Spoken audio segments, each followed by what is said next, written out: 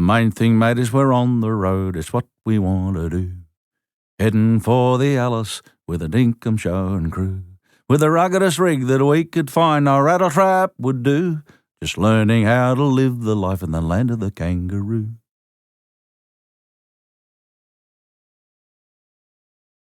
Chapter 14. Headin' for the Alice with a dinkum show and crew. On the way to Uluru, I wrote Alice Springs, dedicated to the trip, the Todd River boat race, which is on sand without water, and Ted Egan, King of Alice. I first met Ted in 1973 when he was a guest on Travellin' Out West. I'll never forget his engaging presence. I had no idea how influential he was back then, and I don't remember the song he sang on the show. I vaguely remember that he encouraged Rolf Harris to record his hit Two Little Boys about two mates in wartime.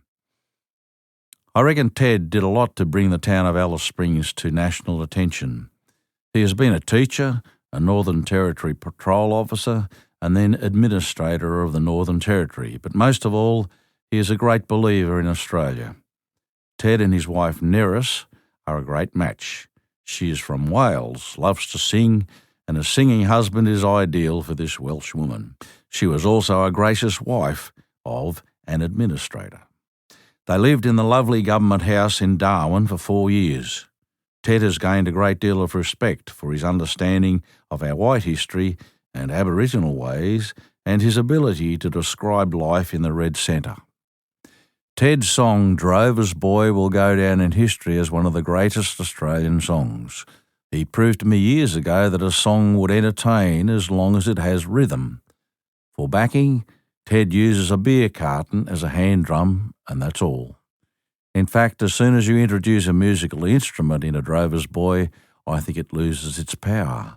The power of the quiet, lonely outback where a young Indigenous girl realises it is futile to scream while being raped, broken in, and finds herself as a drover's boy, to be a guide and companion for the boss drover. To pay due respect to Ted's song, I recorded it without a musical instrument, just a shovel in a bucket of gravel, a mulga stick and a bull roarer, a long thin piece of wood tied to a string and whirled in the air to make a roaring sound. At the Country Music Awards in 1990, I won the Heritage Award for Drover's Boy and gave the golden guitar to Ted. He hadn't won a golden guitar at that stage. Back then, the songwriter wasn't recognised with an award, whereas today both singer and the songwriter are presented with a golden guitar. I asked him jovially more recently if he might like to give me back my golden guitar. His response was, "No bloody fair." Oh well, maybe he'll leave it to me in his will.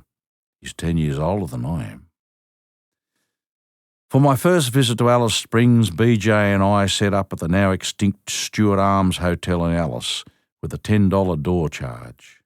I think we had about 50 people turn up. Ted and Neris were there.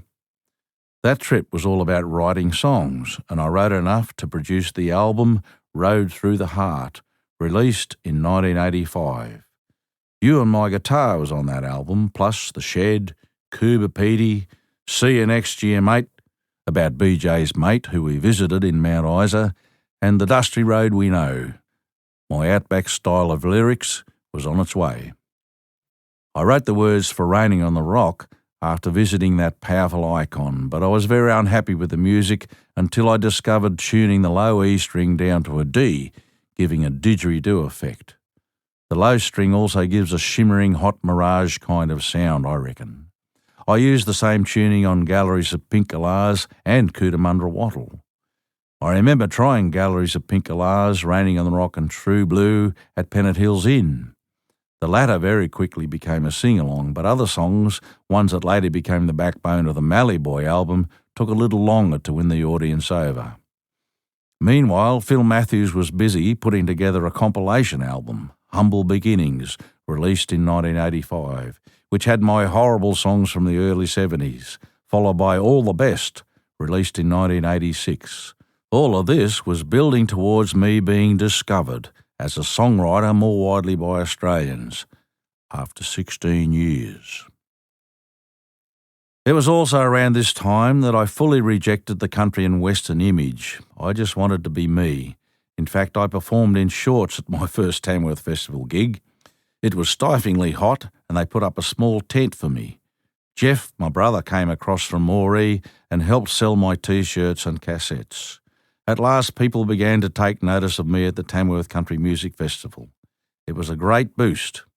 I had been reluctant to embrace the awards earlier, as I thought it would create friction between the artists.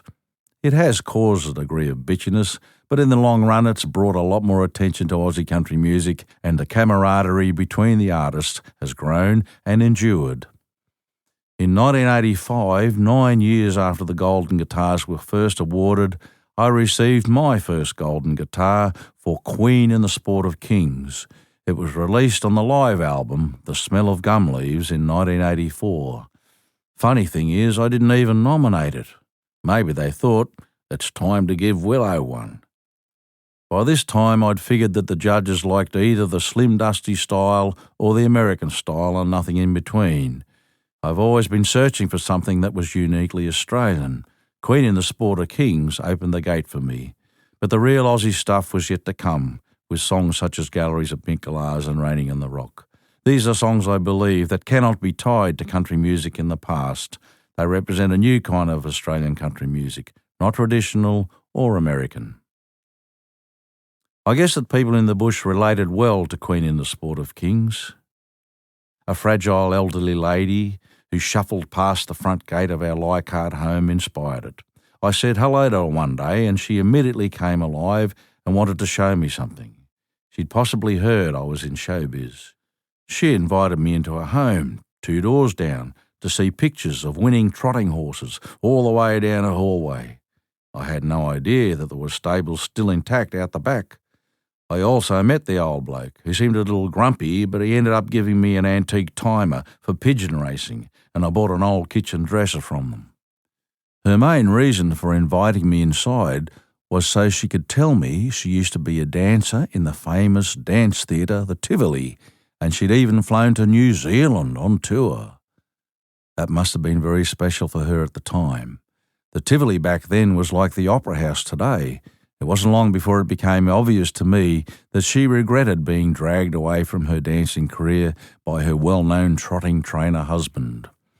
I could imagine him hobnobbing with his beautiful darling dancer at the races. The story blew me away. It just reminded me how you can never tell a book by its cover. Don't believe that a quiet, elderly person hasn't lived an exciting life. Her story also reminded me that you shouldn't allow someone else to dictate how you live your life. I accepted my first Golden Guitar in 1985 in white jeans, T-shirt and sand shoes. As I've mellowed, I've dressed more like I did on the land, although T-shirts now look crap on my older bones. It's really the outfits resembling the American country music culture that I still reject.